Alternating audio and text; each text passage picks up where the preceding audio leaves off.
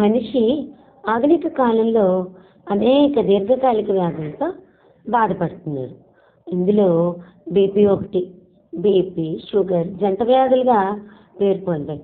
గత 2 దశాబ్దాలుగా ఒకప్పుడు అంతగా లేని ఈ రెండు ఇప్పుడు సర్వసాధారణమైపోయాయి.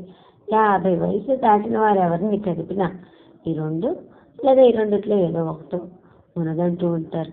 ప్రస్తుత పరిస్థితుల్లో యువకుల్లో కూడా ఇవి సాధారణమైపోయాయి.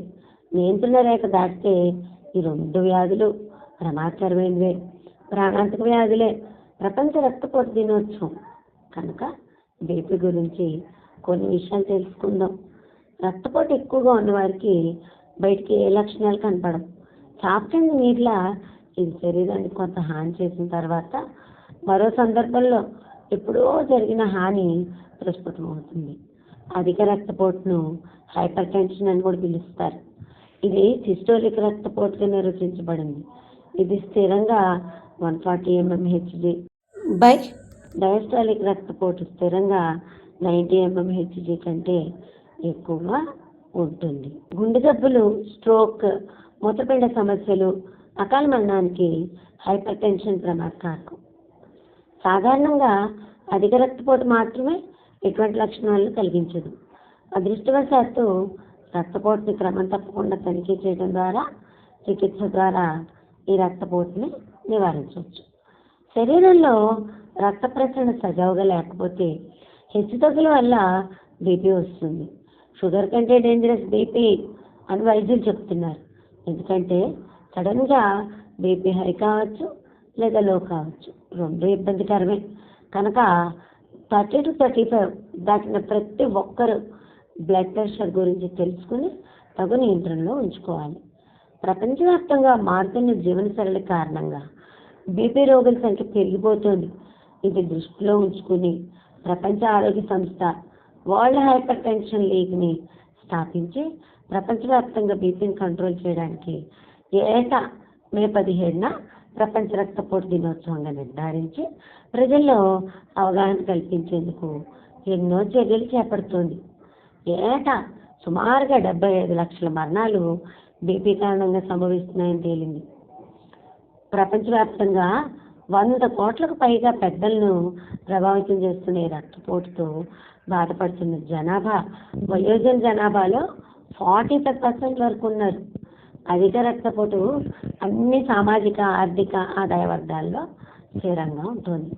వయసుతో పాటు దాని ప్రభావం పెరుగుతోంది.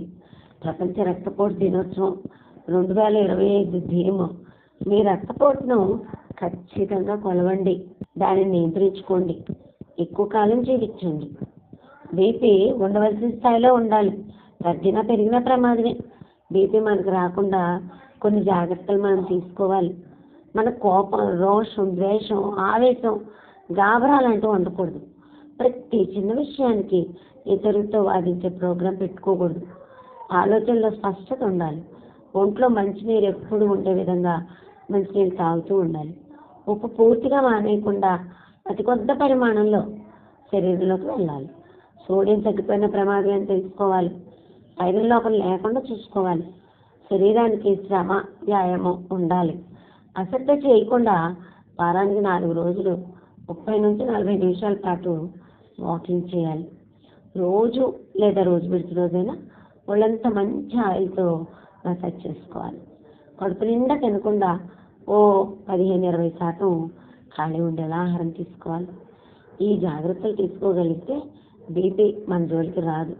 అయినా ఇంట్లో ఉద్యోగరీత్యా, వ్యాపార లావాదేవీల వలన, ఈ టెన్షన్ల వలన బీపీ రావడం సహజమే.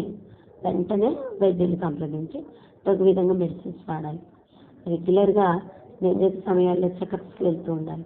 తల తిరగటం, కళ్ళు మసకబారటం, నీరసం లాంటివి లో బీపీ లక్షణాలు.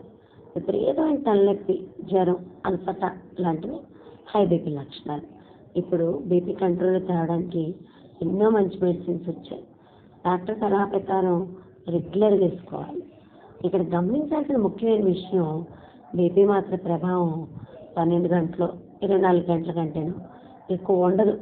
కాబట్టి బీపీ ఉన్నవాళ్ళు ఒక్కరోజు కూడా మానకుండా ఖచ్చితంగా నిర్ణీత సమయాల్లో వేసుకోవాలి. ప్రయాణాల్లో ఉన్నా సరే మానకుండా వేసుకోవాలి. కొందరికి వారసత్వంగా కూడా బీపీ రావచ్చు. అదేవిధంగా బీపీ ఉన్నవారు స్మోకింగ్, డ్రింకింగ్ అలవాటు ఉంటే మానేయాలి. ఇలానే బీపీ ఖచ్చితంగా వారసత్వంగా వచ్చి తీస్తుందని లేదు. పంచుల్లో లేకపోయినా మనకు ఉన్న అలవాట్లు బట్టి కూడా వస్తుంది. ట్యాబ్లెట్లు రోజు అవసరం కాబట్టి ఎప్పుడూ ఇంట్లో ఉంచుకోవాలి. అలాగే ఈ ట్యాబ్లెట్లు వేసుకునే పరిస్థితి రాకూడదంటే మనల్ని మనం కంట్రోల్లో ఉంచుకోవాలి. దీన్ని చక్కగా ఎప్పుడు సరిగ్గా ఉంచుకోవడానికి యోగా, మెడిటేషన్ కూడా చేస్తూ ఉండాలి. అదొక అలవాటుగా మార్చుకోవాలి ఆ సాధన. ఈరోజు ప్రపంచ రక్తపోటు దినోత్సవం సందర్భంగా బీపీ గురించి మనకు తెలిసిన విషయాలు నలుగురికి చెప్పి నియంత్రణకు మన వంతు కృషి మనం చేద్దాం. వైద్యుల సలహాలతో తగు జాగ్రత్తలు తీసుకుంటే బీపీని జయించవచ్చు.